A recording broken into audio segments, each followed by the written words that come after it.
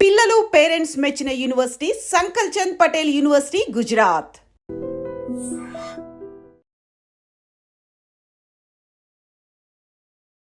Welcome to iDream Media. So మనం ఈ మధ్యకాలంలో చాలా ఇన్స్టా రీల్స్లో చూస్తూ ఉన్నాం ఏంటంటే, సో మీకు క్రామ్స్ వస్తే ఈ డెఫిషియన్సీ ఉన్నట్లు, హెడేక్ వస్తుందంటే ఈ మినరల్ డెఫిషియన్సీ ఉన్నట్లు, లేదా నోటిపూత వచ్చిందంటే ఈ విటమిన్ డెఫిషియన్సీ ఉన్నట్లు ఇలా చెప్తూ ఉన్నారు కదా. అసలు మనం ఎలా తెలుసుకోవాలి అంటే మన బాడీలో ఎలాంటి చేంజెస్ వస్తే ఏ డెఫిషియన్సీ ఉందని తెలుసుకోవచ్చు, వివరాలు తెలుసుకుందాం. ఈరోజు మనతో పాటు ఉన్నారు ప్రముఖ డైటీషియన్ పావని గారు. పావని గారు నమస్తే అండి. నమస్తే అండి. పావని గారు, జనరల్గానే ఇప్పుడు ఏదైనా విటమిన్స్ డెఫిషియన్సీ ఉంటే ఒకలాంటి లక్షణాలు, మినరల్ డెఫిషియన్సీ ఉంటే ఒకలాంటి లక్షణాలు ఇలా కనిపిస్తూ ఉంటాయంటారు కదా. సో జనరలైజ్ చేసి చెప్తే ఏ డెఫిషియన్సీ ఉంటే ఎలాంటి లక్షణాలు కనిపిస్తాయి, దాన్ని బట్టి మనం ట్రీట్మెంట్ కోసం వెళ్ళొచ్చా? సో దీని గురించి ఫస్ట్ థింగ్ ఎక్కువ మజిల్ క్రామ్స్ అంటారు కదా. సో పొటాషియం డెఫిషియన్సీ గురించి చెప్తాను. సో పొటాషియం మనకి ఏంటంటే, పొటాషియం డెఫిషియన్సీ ఉండడం వల్ల డే అంతా లెథార్జిక్, వాళ్ళు నడవలేకపోతారు కూడా. సివియర్ మజిల్ క్రామ్స్ ఉంటాయి. సో అట్లీస్ట్ వాళ్ళు పొటాషియం రిచ్ ఫుడ్స్ అంటే మనకు పొటాషియం ఎందులో దొరుకుతుంది, banana, potatoes, green leaf vegetables, వీటిలో పొటాషియం దొరుకుతుంది. వెజిటేబుల్స్ చాలా తక్కువ తీసుకునే వాళ్ళు ఉంటారు. ఈవెన్ యంగ్ ఏజ్లో కూడా వెజిటేబుల్స్ సరిగ్గా తినరు, కార్బ్స్ ఎక్కువ తీసుకుంటూ ఉంటారు. సపోజ్ కాలేజ్కి వెళ్ళేటప్పుడు కానీ పిల్లలకి వెజిటేబుల్స్ అనేది సరిగ్గా ఇష్టం ఉండదు. అలాంటి వాళ్ళకి సివియర్ మజిల్ క్రాంప్స్. ఈ పొటాషియం డెఫిషియన్సీ అనేది వీళ్ళకే వస్తుందని చెప్పలేమండి. చిన్నపిల్లల నుంచి ఎవరికైనా పొటాషియం డెఫిషియన్సీ రావచ్చు. బట్ ఎక్కువ మనం ఏంటంటే ఈ 25 to 45, 50 లోపు ఎక్కువ చూస్తూ ఉంటాం పొటాషియం డెఫిషియన్సీ. సో ఇక్కడ ఏంటి అంటే, ఇక్కడ సిమ్టమ్స్ చూసుకుంటే కనుక హార్ట్ పాల్పిటేషన్స్ కూడా ఉంటాయండి వాళ్ళకి. అంటే గుండె కొట్టుకోవడం కూడా మనకు వినిపిస్తూ ఉంటుందన్నమాట. సో ఎందుకంటే సివియర్ మజిల్ క్రాంప్స్ వల్ల వాళ్ళకి కాన్స్టిపేషన్ ప్రాబ్లం కూడా ఫేస్ చేస్తూ ఉంటారు. బౌల్ మూమెంట్ సరిగ్గా ఉండవు, మజిల్ వీక్ అయిపోతుంది కాబట్టి. సో మెయిన్గా muscle cramps, bowel movements, constipation ఉన్నా కూడా చాలా మంది క్రాస్ చెక్ చేసుకోవాల్సింది పొటాషియం డెఫిషియన్సీ ఉందా లేదని ఒకసారి క్రాస్ చెక్ చేసుకోవాలి. మరి ఇలాంటి డెఫిషియన్సీ ఉందంటే ఫుడ్స్తో ఎలాంటి ఫుడ్స్ తీసుకుంటే కరెక్ట్ అవుతుంది? సో ఫుడ్లో వచ్చేసి ఫస్ట్ థింగ్ అండి, మార్నింగ్ లేవగానే ఎంటీ స్టమక్లో గ్రీన్ లీఫీ జ్యూస్ కానీ, ఇప్పుడు మనం అంటాము లైక్ ఏదైనా ఒక గ్రీన్ లీఫీ జ్యూస్ ఇవ్వడం చాలా చాలా మంచిది. ఎస్పెషలీ ఎవరికైతే పొటాషియం డెఫిషియన్సీ ఉంటుందో. మనం గ్రీన్ జ్యూసెస్ చూస్తూనే ఉంటాం, లైక్ ఏబీసీ జ్యూస్ అని చెప్పేసి, అందులో కొంచెం పాలకూర వేసుకుంటే బ్లాంచింగ్ ప్రాసెస్లో కూడా వెజిటేబుల్స్ జ్యూసెస్ అనేది తీసుకోవచ్చు. ఇక్కడ చాలా మందికి ఒక డౌట్ ఉంటుంది, గ్రీన్ జ్యూసెస్ తీసుకోమంటున్నారా, అందులో టాక్సిన్స్, ఆక్సిలేట్స్ ఉంటాయి కదా, కిడ్నీకి ఏమైనా ప్రాబ్లం వస్తుందేమో అని చెప్పేసి ఒక చిన్న డౌట్ ఉంటుంది.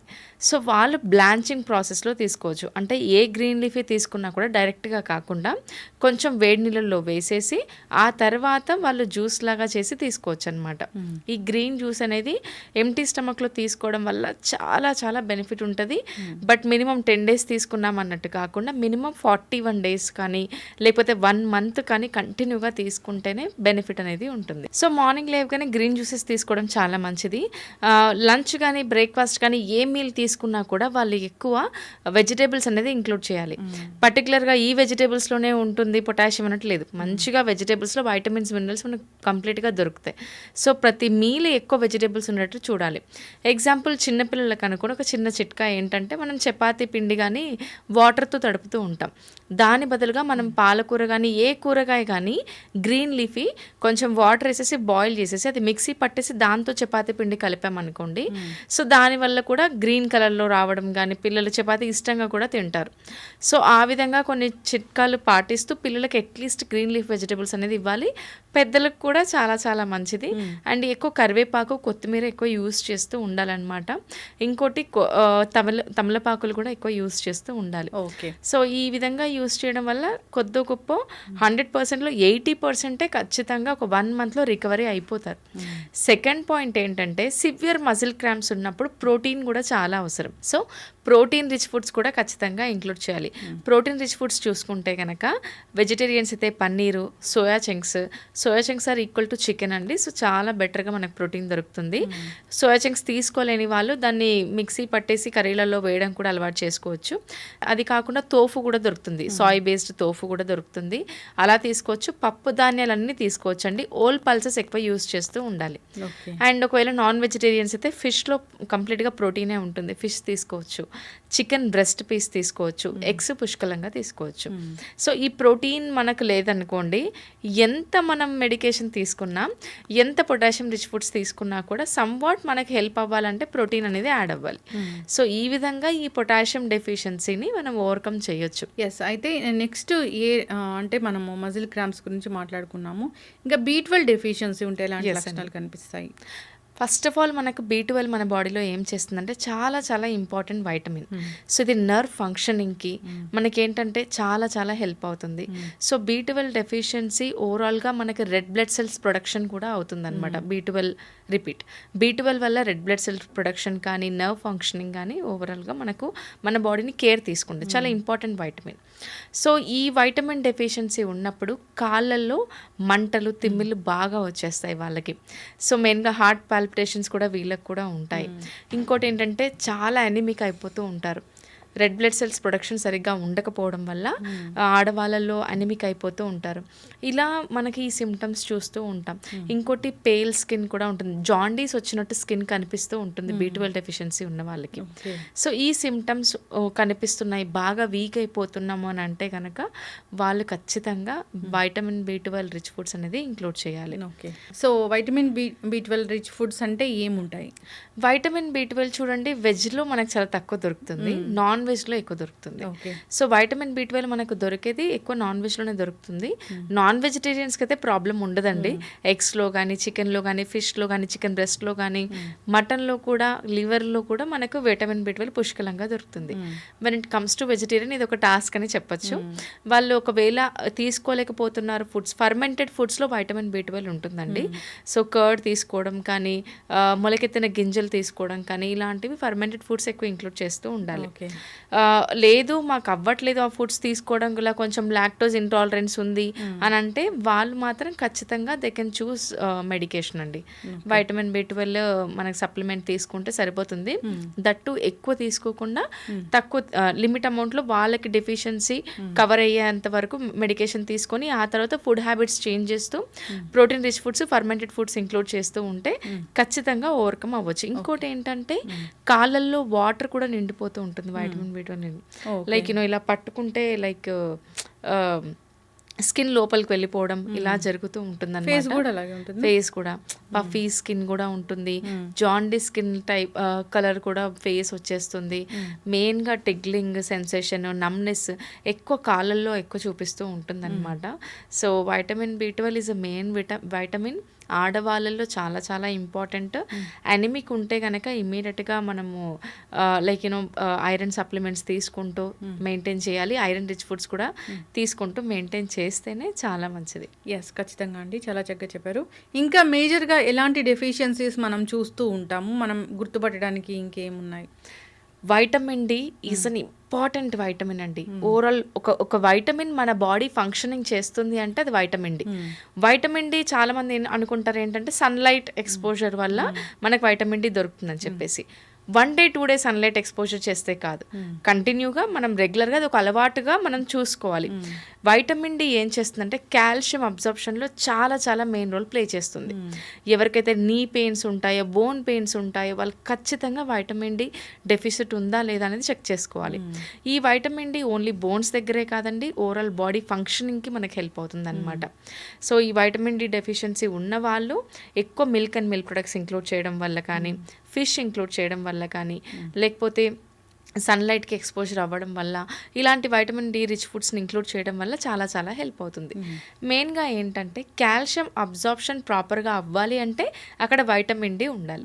సో వైటమిన్ D మనం ఖచ్చితంగా ఇంక్లూడ్ చేస్తూ ఉండాలి. ఎవరైనా సరే అబౌట్ 20 ఏజ్ ఉన్న వాళ్ళు, ఈవెన్ చిన్నపిల్లల్లో కూడా వైటమిన్ D డెఫిషియన్సీ చూస్తామండి. అబౌట్ 20 ఏజ్ ఉన్న వాళ్ళే ఖచ్చితంగా once in a year vitamin D, vitamin B12, electrolytes అంటే పొటాషియం, సోడియం ఈ టెస్ట్ అనేది ఖచ్చితంగా చేయించుకుంటూ ఉండాలి హెల్త్ చెకప్లో. సో ఇది చేయించుకుంటే ఏంటంటే వాళ్ళ బాడీ ఫంక్షనింగ్, చాలామంది అనుకుంటారు నా బాడీ ఫంక్షనింగ్ ప్రాపర్గా అవ్వట్లేదు అంటే నేను సరిగా ఫుడ్ తీసుకోలేదా, నాకు డయాబెటీస్ ఉందా, లేకపోతే నాకు థైరాయిడ్ వచ్చిందా, వెయిట్ గెయిన్ అయిపోతూ ఉంటాను అని అనుకుంటూ ఉంటారు. కానీ ఈ డెఫిషియన్సీస్ వల్ల కూడా మనకు చాలా చాలా కాంప్లికేషన్స్ వస్తాయి. ఇంకోటి ఏంటంటే వెయిట్ గెయిన్ కూడా అవుతారండి. Vitamin B12, vitamin D deficiency ఉన్న వాళ్ళు వెయిట్ గెయిన్ కూడా అవుతారు.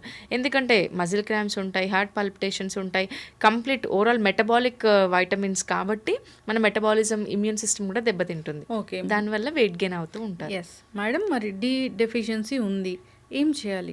డి డెఫిషియన్సీ ఉన్న వాళ్ళు ఫస్ట్ థింగ్ ఏంటంటే మిల్క్ అండ్ మిల్క్ ప్రొడక్ట్స్ ఖచ్చితంగా ఇంక్లూడ్ చేయాలండి. ప్రతి మీల్లో కర్డ్ కానీ ఒక పూట పాలు తాగడం కానీ చేయాలి. మాకు మిల్క్ అండ్ మిల్క్ ప్రొడక్ట్స్ పడవండి అస్సలు అని అనుకున్న వాళ్ళు నాన్ వెజ్ ఆప్షన్ తీసుకోవచ్చు. ఎగ్స్, ఫిష్, చికెన్ బ్రెస్ట్ తీసుకోవచ్చు.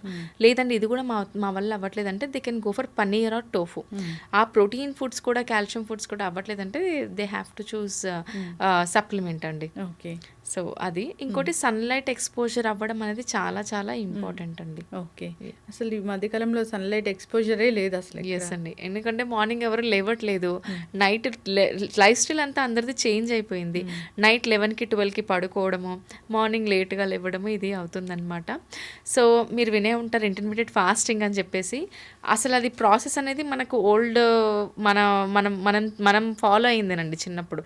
నథింగ్ బట్ మనం ఎప్పుడు 7-8 వరకు తినేసేవాళ్ళం చిన్నగా ఉన్నప్పుడు. 9 వరకు పడుకునే వాళ్ళం, మార్నింగ్ 6 కల్లా లేచేవాళ్ళం. దీన్నే ఇప్పుడు ఇంటర్మీడియట్ ఫాస్టింగ్ అంటున్నాం. బట్ ఎనీథింగ్ ఈస్ లైక్ మనము ప్రాపర్గా 8 hours ఆఫ్ స్లీప్ మెయింటైన్ చేస్తూ, వాటర్ ఇంటేక్ సరిగ్గా తీసుకుంటూ, మెయిన్గా ఫ్రూట్స్ అండ్ వెజిటేబుల్స్ ప్రాపర్గా ఇంక్లూడ్ చేస్తూ కార్బ్స్ని కంట్రోల్ చేసామనుకోండి, ఖచ్చితంగా హెల్దీ డైట్ అనేది మెయింటైన్ చేస్తూ హెల్దీ లైఫ్ స్టైల్ మెయింటైన్ చేయొచ్చు. ఈ డెఫిషియన్సీస్ అన్ని ఓవర్కమ్ అవుతాయి. సో ఈ డెఫిషియన్సీతో పాటు జనరల్గా ఇంకా ఎలాంటి డెఫిషియన్సీ అనేది మనం చూస్తాము, దాన్ని ఎలా గుర్తుపట్టాలి? ఓకే, డెఫిషియన్సీస్లో వచ్చేసి next vitamin B complex vitamins వల్ల డెఫిషియన్సీస్ ఉండడం వల్ల చాలా బాడీ వీక్ అయిపోతూ ఉంటుందండి. ఇక్కడ మనకు 2 types ఆఫ్ వైటమిన్స్ ఉంటాయి. ఫ్యాట్ సాల్యుబుల్ ఉంటుంది, వాటర్ సాల్యుబుల్ ఉంటుంది. ఫ్యాట్ సాల్యుబుల్ వైటమిన్స్లో ఇప్పుడు మనం మాట్లాడుకున్నట్టు ADEK, వైటమిన్ డి చాలా మెయిన్ రోల్ ప్లే చేస్తుంది. వైటమిన్ ఏ చాలా మెయిన్ రోల్ ప్లే చేస్తుంది. ENK పొటాషియం కూడా మనకు చాలా మెయిన్ రోల్ ప్లే చేస్తుంది. Fat soluble vitamins. When it comes to water soluble vitamins అండి, ఒక పాయింట్ ఏంటంటే ఫ్యాట్ సాల్యుబుల్ వైటమిన్స్ మన బాడీలో స్టోరేజ్ అవుతాయి, స్టోర్ ఉంటాయి. వాటర్ సాల్యుబుల్ వైటమిన్స్ అంతగా స్టోరేజ్ ఉండదు. మనం ఫుడ్ తీసుకున్న మన బాడీ యూటిలైజేషన్ని బట్టి అది యూటిలైజ్ అవుతూనే ఉంటుంది. Vitamin B complex and B vitamins and C vitamins, BC వచ్చేసి వాటర్ సాల్యుబుల్ వైటమిన్స్. మనందరికీ తెలుసు ఐరన్ అబ్జార్ప్షన్ అవ్వాలన్నా, మన బాడీ డీటాక్సిఫికేషన్ అవ్వాలన్నా super antioxidants vitamin C. Water soluble వైటమిన్స్లో B and C ఉంటుంది. B1, B2, B3, B6, B12 ఇవన్నీ water soluble vitamins. మెయిన్గా వైటమిన్ సి అండి, యాంటీ ఆక్సిడెంట్ ప్రాపర్టీస్ ఎక్కువ ఉంటాయి. వైటమిన్ సి రిచ్ ఫుడ్స్ మనం తీసుకోవడం వల్ల చాలా చాలా మంచిది. సో ఇది మన బాడీలో టాక్సిన్స్ రిమూవ్ చేస్తుంది. సో వైటమిన్ బి అనేది మనకు వెజిటేబుల్స్, ఫ్రూట్స్లో దొరుకుతుంది. ఇక్కడ డెఫిషియన్సీస్ ఉండడం వల్ల ఏమవుతుందంటే, వైటమిన్ సి డెఫిషియన్సీ ఉందనుకోండి, మన బాడీలో టాక్సిసిటీ ఎక్కువైపోతూ ఉంటుంది. సెకండ్ థింగ్ ఏంటంటే, మనకు ఐరన్ అబ్జార్ప్షన్ అవ్వాలి అంటే మెయిన్గా వైటమిన్ సి ఉండాలి. వైటమిన్ సి ఉంటేనే మనకు ఐరన్ అబ్జార్ప్షన్ ప్రాపర్గా అవుతుంది. సో బి కాంప్లెక్స్ వైటమిన్స్ కానీ వైటమిన్ సి కానీ లేకపోవడం వల్ల నోరు పగిలడం కానీ, బాడీ లెథార్జిక్గా అనిపించడం, బాడీ వీక్గా అనిపించడము, స్కిన్ ఇష్యూస్ వస్తూ ఉంటాయి, హెయిర్ లాస్ అవుతూ ఉంటుంది. ఇలా మనకు కెరాటిన్ లోపం వల్ల, ఇలాంటి వైటమిన్స్ వల్ల మనకు ఈ సిమ్టమ్స్ చూస్తూ ఉంటాం. సో ఈ సిమ్టమ్స్ని ఓవర్కమ్ చేయాలి అంటే మెయిన్గా లెమన్స్ యూస్ చేయడం కానీ, citric acid citric acid rich foods include చేయడం కానీ, లైక్ ఎట్లా అంటే పులుపు ఎక్కువ ఉన్న ఫుడ్స్ తామరిండి ఇంక్లూడ్ చేయడము, సంత్రాలు తినడం కానీ, కివి ఇంక్లూడ్ చేయడం కానీ, ఇలాంటివి ఇంక్లూడ్ చేయడం వల్ల మనం ఆల్మోస్ట్ ఓవర్కమ్ అవుతాము. ఇంకా వైటమిన్ బి అవ్వట్లేదు, మాకు ఎంత తీసుకున్నా కూడా మాతో అవ్వట్లేదు, నోరు పగులుగానే ఉంటుంది, మాకు పేల్ స్కిన్ ఉంటుంది, స్కిన్ చాలా పగిలిపోతుంది, ఇలాంటి అన్న వాళ్ళు సప్లిమెంటేషన్ ఆప్షన్ తీసుకోవచ్చు. ఓకే, చాలా చక్కగా చెప్పారండి. అంటే ఈ మధ్య మనం చాలా ఇన్స్టా రీల్స్లో కానీ జనరల్గా కూడా చూస్తూ ఉన్నాం, చాలా షార్ట్ వీడియోస్ వైరల్ అవుతూ ఉన్నాయి. అంటే మీకు ఇలాంటి లక్షణాలు కనిపిస్తే ఈ డెఫిషియన్సీ ఉన్నట్లు వీటిని తీసుకోండి అన్నట్లు చాలా చక్కగా చెప్పారండి, చాలా విపులంగా చెప్పారు. ఇబ్బంది పడుతున్న వాళ్ళు ఇలాంటి ఇష్యూస్తోని ఒకసారి కాంటాక్ట్ చేయాలని కోరుకున్నాం. చక్కటి ఇన్ఫర్మేషన్, ధన్యవాదాలు. Thank you.